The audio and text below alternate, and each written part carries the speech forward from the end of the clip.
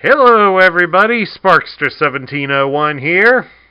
We're taking a look at another Earthrise Transformer. We got here before us, Trailbreaker. Now, Trailbreaker in the Generation 1 continuity functioned as a defensive specialist due to the fact that he was able to project a near impenetrable force field for several moments. However, he also considered that something of a liability due to the fact that he himself consumed a lot of fuel. Even more so when you count the fact that the energon fuel that would have powered him to move was also being used to power the shield. But at any rate, we got ourselves a nicely, somewhat cartoon-accurate version of the toy. But of course, like we always do, like we try to do here on this channel, we do like to compare the old with the new whenever possible. And right here is a Generation 1 Trailbreaker. As you can see, the new one is just somewhat taller than the original one, which that is a nice feature. It's also extremely nice to know that the new one here does not have anywhere near the number of loose pieces that the original toy had. So, kudos to that. Because, I mean, let's face it here. He's got a hand here. He's got a gun over here. We got the two missiles here in the back. And a little scanning dish or whatever that is behind his head. All that's removable pieces. It also doesn't help since the launchers here for the original toy are severely neutered to the point that, yeah, the arms have to be in this kind of position in order for those things to stay in. If I shift them in any other direction that will allow gravity to catch, they will fall out. Now, of course, the new one, bring him a little closer so you can see some of the finer details. The new one does try to capture some of the spirit, because, I mean, it does have a similar box thing here that's force field projector or scanner or whatever, but unfortunately, since it sits somewhat behind his head instead of being attached to the back of his head, one side is completely blocked by his head. So I don't think that was really well thought out. And then, of course, here on the opposite side, he has a little gun. Which, unfortunately, given the way it's set up, you really can't adjust it or anything. And, well, frankly, it makes me wonder if Trailbreaker's not half deaf, having something like that close to his head. That just seems like a dumb place to put a cannon, folks. Anyway, let's scoot the old one out of the way here. We'll take a look at the articulation here on the new Trailbreaker.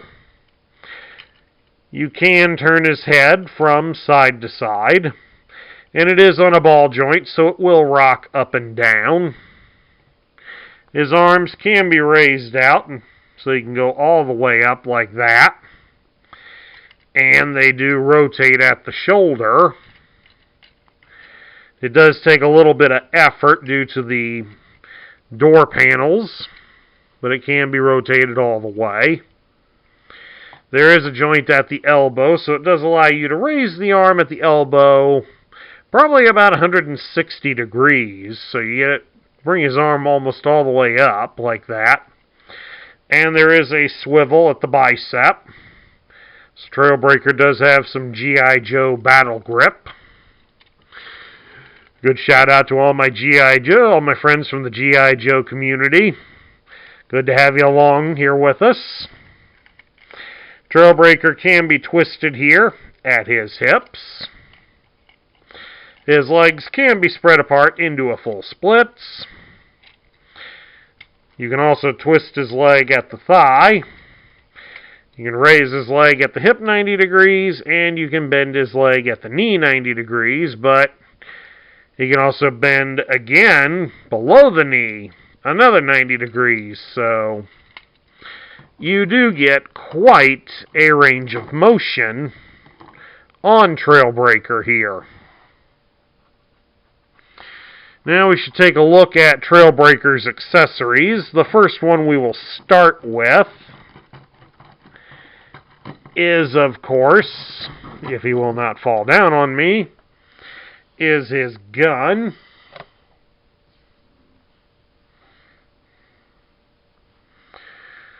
The gun is designed to invoke the look of having one of the missile pieces attached to his wrist, like the Generation 1 toy had. And that's not a bad look. I mean, when it is attached to his hand, like so, and it's pushed down all the way, it does invoke the style and look that would be found on the Generation 1 toy. To get him here back to back. Okay, knock that one down. As you can see, the wrists on the Generation 1 Trailbreaker were black.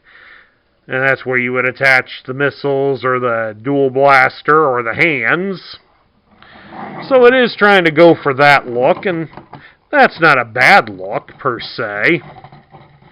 The only problem is that you have to stick it in so far, and it does tend to get stuck. Now, another piece that Trailbreaker has that you may not know about, especially if you buy him loose, is the topper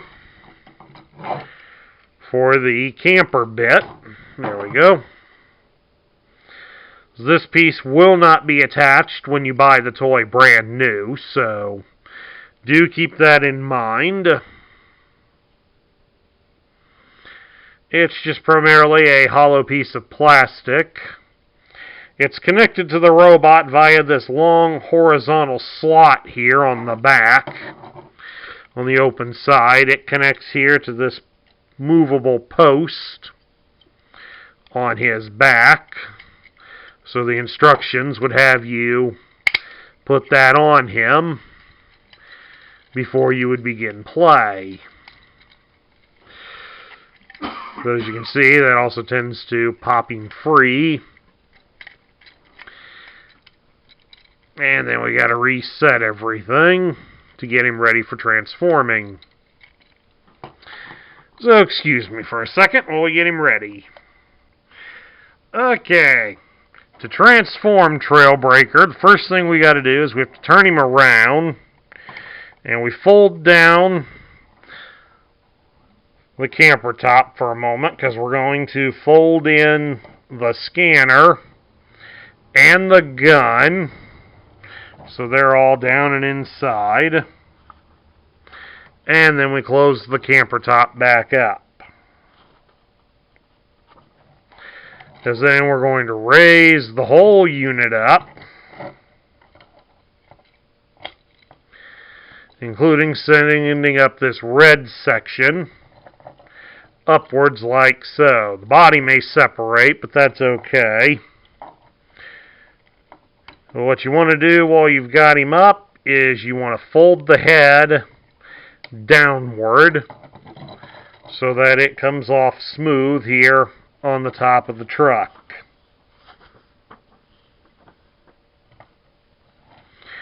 Now once we do that, we're going to come up here and you're going to turn his arms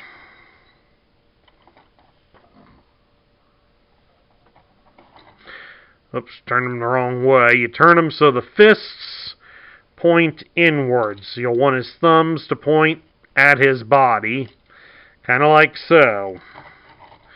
Then you're going to rotate the arms only, not the door panels, up top to be into a nice surrender pose. Especially as we then rotate the panels so that we can see the vehicle sections of them. And that's when we separate the front of the truck from the body so that it's pointing upwards. And then we will bring down the sides of the truck.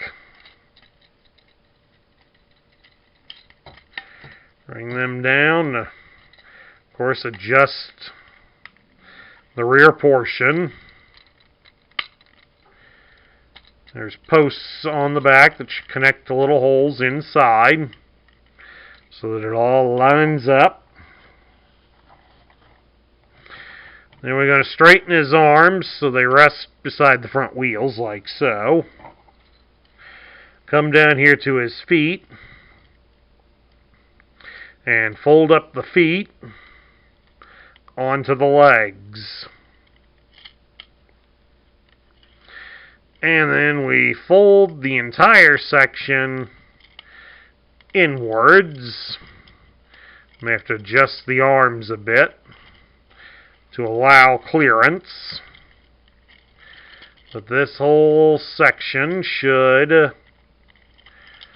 fold backward. Have to separate the arms. There we go. So that this section folds backwards.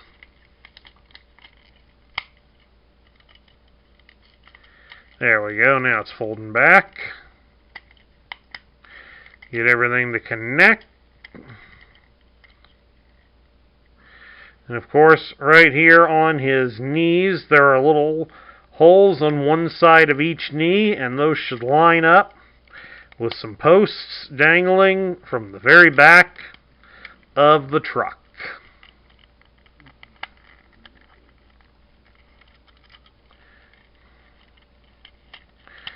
Come on, arm. Gotta get this other arm back to where it's supposed to be, because it did not get into position. Gotta love it when they don't want to cooperate. There we go. Now that he's in position, snap the leg in. And once we've got him like that, you start folding the arms underneath, like so, and bring down the front of the truck. Once the truck front is down, you can shift the arms to put the elbows in directly under the hood, and then fold the fists down to the side. And there we have it. Trailbreaker is now in truck mode. And of course, the weapon can be mounted on the top so you don't lose it. It's done up to looking like a nice version of the Generation 1 truck. Of course, it doesn't have the blue paint on it to help add highlights for the windows. They've also lowered the camper roof on there. But all in all, it is a nice rendition. The original Generation 1 toy was meant to resemble a Toyota Hilux pickup truck, one of the most reliable and well-built pickup trucks in the world, as it's used frequently by militia and terrorist groups due to the fact that the truck is extremely reliable.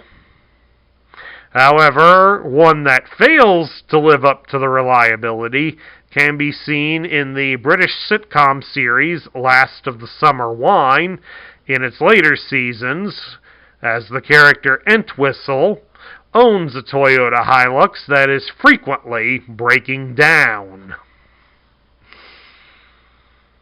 At the time when the Generation 1 toys were introduced in their original forms in the 1970s, there was a law in Japan that any company that was making toy vehicles had to include in their lineup a Toyota Hilux. Takara made two in their Car Robots line, which would become Trailbreaker and Hoist, and their competitor Bandai also included one in their Machine Robo line that would eventually become the GoBot Smallfoot. So the truck does have quite a legacy.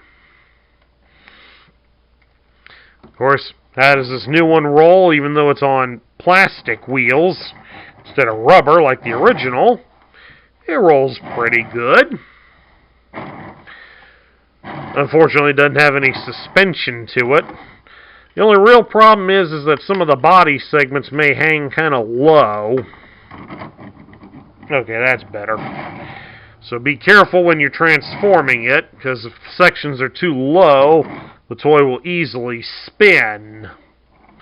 As you saw there, it didn't spin as easily. We got it to snap into place. Now we get down to my thoughts. What do I think of Trailbreaker? I like the fact that Trailbreaker was brought back in for the Earthrise line. When we all saw that Hoist was an early part of the line, we knew we'd be getting Trailbreaker. And sure enough, Hasbro did not disappoint. However, the toy does have a few setbacks. While it doesn't have as many loose pieces as the original toy did, this one does suffer a little bit from the way it's designed. The gear that folds out behind his head isn't really positioned all that great, as his head is either in the way or too close to it to be believable that somebody would allow that. So the best thing for those is probably just to leave those two sections folded up and forget that you even have them if you're going to display Trailbreaker in the robot mode.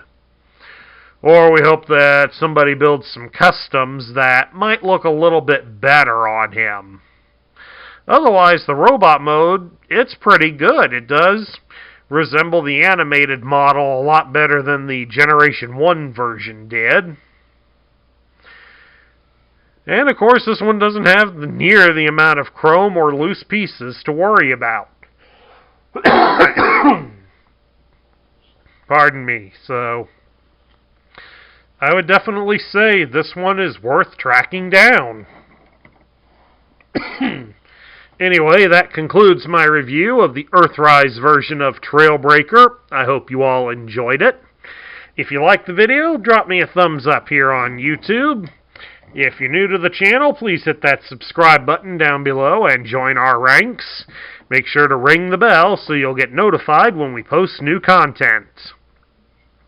I also ask you share this video with your friends and fellow collectors. That's what helps this channel grow.